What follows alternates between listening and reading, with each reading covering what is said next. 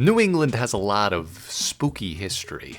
Witches, ancestral spirits, shapeshifters, and cryptids, and of course, the scariest of them all, European Protestants. I'm sure the vast forests and snowy mountains of the northeast coasts were plenty scary before white people got here, but once Plymouth Rock was colonized, there was a new standard for New England horror. Merry chaps like the notorious Roger Williams brought all kinds of terrifying things from Europe to the New World. Gunpowder, influenza, an income-based caste system, and witch hunts. Oh yeah, that fad didn't start in Salem. Turns out systematically executing powerless women was all the rage from Germany to the UK long before the Mayflower made land in North America.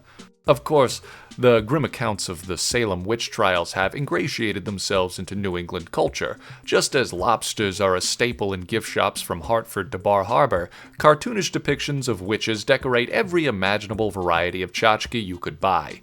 If you're an insane person, you can even visit Salem during the month of October and get a little taste of what the accused women must have felt as you're slowly trampled to death by hordes of college students and tourists from Vermont trying to take a picture next to the bewitched statue.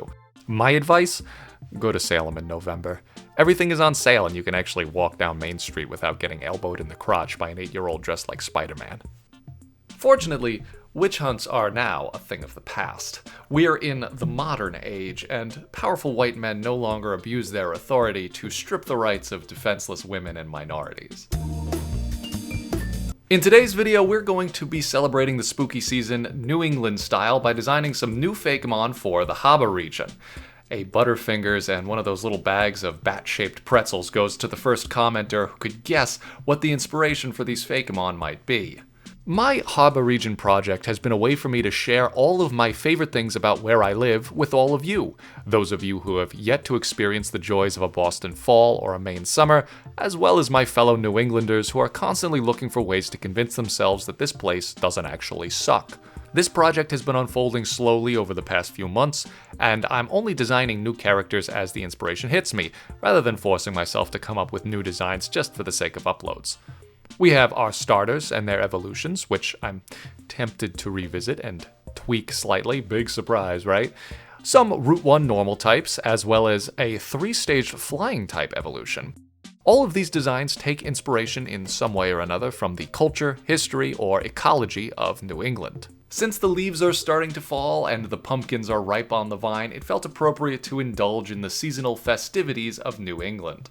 And while you're heating up your apple cider, allow me to talk to you a little bit about the sponsor of today's video, Artwad. No artist is ever done learning, take it from me. Whether you're a pro, a beginner, or just a hobbyist looking to improve your craft, Artwad can help you master fundamental art skills.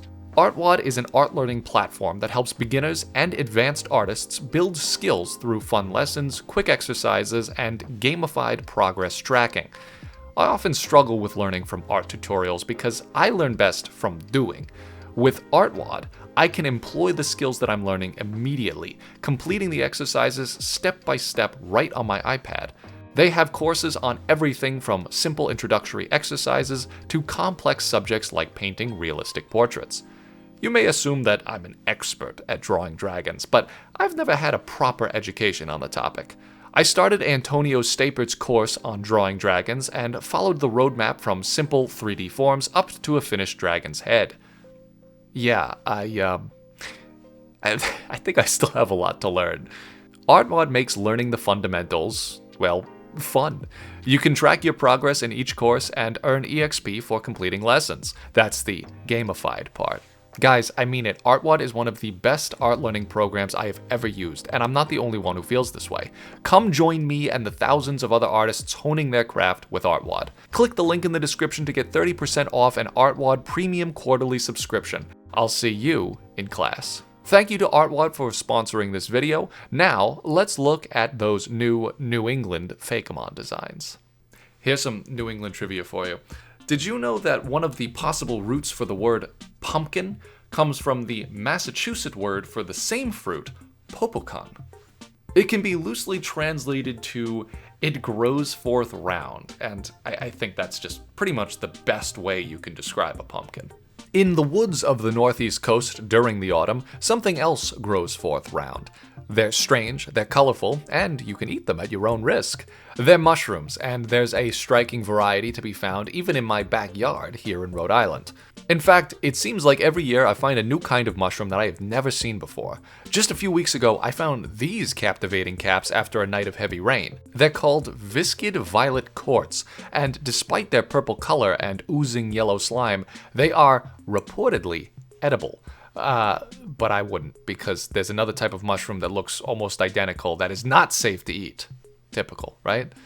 These striking violet mushrooms immediately inspired me, and I started thinking about a cool fungal Fakemon that could use their colors and textures as inspiration. Oh, I know I started this video by talking about witches. Don't worry, we're gonna come back to that. We call that a secondary concept. I don't always start with the first stage, but in this case, I had a strong visual in my head that I wanted to get on paper just to get my creative juices flowing. The main concept was a bit of a visual pun, a mushroom cap that looked like a witch's cap. The idea of a haunted mushroom is a really fun one to play with. So many fantasy tropes connect mushrooms to the arcane, and characterizing a mushroom itself as an enchantress led me to this design. It didn't take long to come to this visual conclusion, but then I needed to think about colors, and here I paused to start thinking about the evolved form. When creating a Fakemon, or any character, it's worth considering the looks of closely related characters before you finalize your design. In this case, that means I should think about this Pokemon's evolved form before I finish its design. So I started working on Shantaride, the evolved form of Fungool. At this point, I wasn't sure yet if I wanted to design a first stage for this line, but I did know that this would be the final stage. I have to give my Twitch chat credit for the name Shantaride. I'd asked them to help me come up with something, and they really delivered. This design would focus on the witch secondary concept. See, I told you we were getting back to that. Much more anthropomorphic, with drippy, robe-like bodies and spore earrings. The floating spore visual would be integrated into the first form, too. A through line of this design was a mycelium staff that resembled a witch's broom. Shantaride can, as the name suggests, mount this weapon and glide silently through the forests, leaving behind a trail of fungal spores. When I had finished, or nearly finished, the design of the character, I started playing with colors. The first palette I tried was taken directly from one of the palettes that I had conceived for Fungool. I liked this one the most of the initial three, but it's always worth trying other ideas. Me, Claire, and my Twitch chat came up with a ton of color schemes, all focused around the concept of a haunted fungus. They were all good, but in the end, a slightly modified version of my first idea ended up being the one that we liked the most. After all, I wanted to capture the colors of the mushroom that inspired this whole design. After I was happy with the colors, it was time for my final rendering. For this, I used my Poketo brush pack. This digital brush pack was designed by Claire years ago to help me create more convincing Fakemon artwork in the style of the official Pokemon brand. They're available for purchase on our Gumroad, and the link is in the description. In these designs, I used some of the textured Poketo pack brushes to create, well, textures on the flat colors before I added any values. I want to do this more with my Fakemon art. It gives the final illustration so much more dimensionality. I finished Chanterelle, then went back to finish Fungool. Like with its evolved form's final artwork, I spent time painting in textures before I added in any of my shadows or highlights. I also tried a new way of adding values for both of these pieces by merging all of my color layers and creating a separate multiply layer for the shadows and a screen layer for the highlights. This took far less time than my old method of painting in values on each layer of colors, and I think it helped unify my light source more as well. Here are the final products. Fungool, the toadstool Pokemon. Fungool appear by graveyards or in forests where trees have fallen. They seem to feed on the spirits of the dead, removing their presence from the realm of the living. Places without a healthy population of Fungool are known to be haunted. And the evolved form, Shantaride. Shantaride work tirelessly to rid the dark, cool forests of the Haba region of evil spirits. Over the decades, many curses have been laid on the land that affect both people and Pokemon. Only Shantaride are able to absorb these curses without harming themselves. Fungi are critical in any environment due to their role as decomposers, ridding the ecosystem of rotting dead things that no other organism would touch. In the Haba region, this environmental niche is filled by a Pokemon that not only decomposes dead things, but also cleanses the spirits of the dead so they cannot harm the living.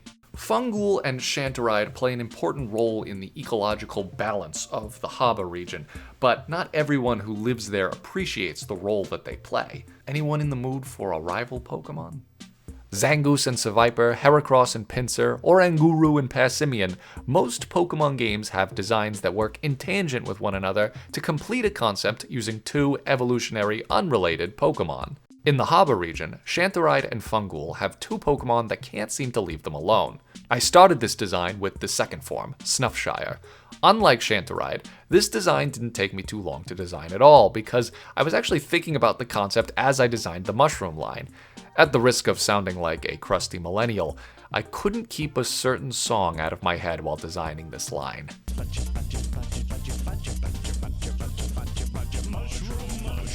Yeah, sorry to have to remind anyone of my age with that little relic, and I'm even more sorry for my younger fans who have probably lived their whole life without ever hearing that song. But it just worked too perfectly. Badgers live in the New England area, they eat mushrooms, and their nasty disposition aligned very well with that of the Protestant religious leaders of the early colonies.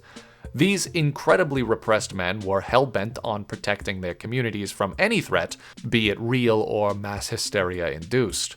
And during the 17th century, one of the biggest threats to their way of life was witches. And so, the Witchfinder General / Badger Pokemon was born. This was a one-and-done kind of design. I spent so much time coming up with the visuals in my head as I designed Shantaride and Fungool that all I had to do was put it down on paper. The only things that needed some refining were the colors and the patterns. I tried a few, but the ones I liked the best were all very similar to their alternatives. I also wanted to connect the two designs of Shantaride and Snuffshire, both visually and thematically. One such visual link was the patterns on the hats of each design. Snuffshire is a little bit more on the anthropomorphic end of the spectrum, but the first form would end up looking more like a typical badger. Unlike Snuffshire, Sniffsnoot took a couple of drafts to get right. In fact, I went back and made changes to its design while I was working on this script. Literally, I was writing and looking down at my finished designs and I thought, no, there's something missing here. The first design had Sniffsnoot looking very flat and broad, which I liked, but as I've talked about before in my Fakemon videos, I don't like Pokemon that are just cartoon animals. The first look, to me, was kind of just a badger. I wanted to incorporate some of the personality of its evolution into the first form. If Snuffshire was a spiteful, vindictive adult, then Sniffsnoot would be a nasty little brat.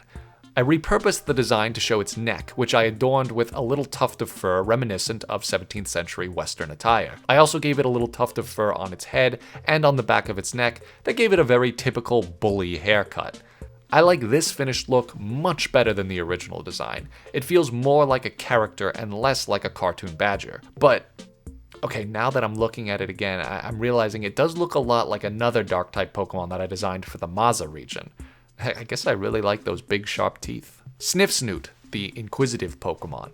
Sniffsnoot's nose can keep them safe from potential danger, but it can also get them into trouble. Their appetite seems endless, and they will often pursue enticing scents at their own expense. Their favorite foods include mushrooms, honey, and water-type Pokemon. Snuffshire, the Inquisitor Pokemon. With an exceptional sense of smell, Snuffshire can identify berries, roots, and mushrooms that are safe to eat. It has an uncanny preference for Shantaride and will hunt them relentlessly. An overpopulation of Snuffshire means harmful spirits will no longer be controlled by Shantaride. And there you have it, a witch mushroom and a witch hunting badger. Two sides of the same spooky coin that has informed so much of America's culture in the New England region. One, an abstract representation of fear manifest in prejudices and religion, and the other, an unchecked retaliation to that fear. It's kind of just the plot of Paranorman in the form of two Pokemon.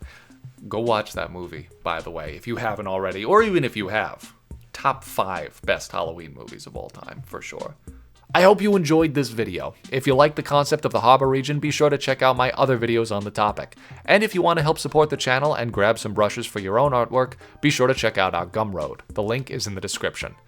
Thank you to Artwad for sponsoring this video. Be sure to check the link in the description to get 30% off your quarterly premium subscription.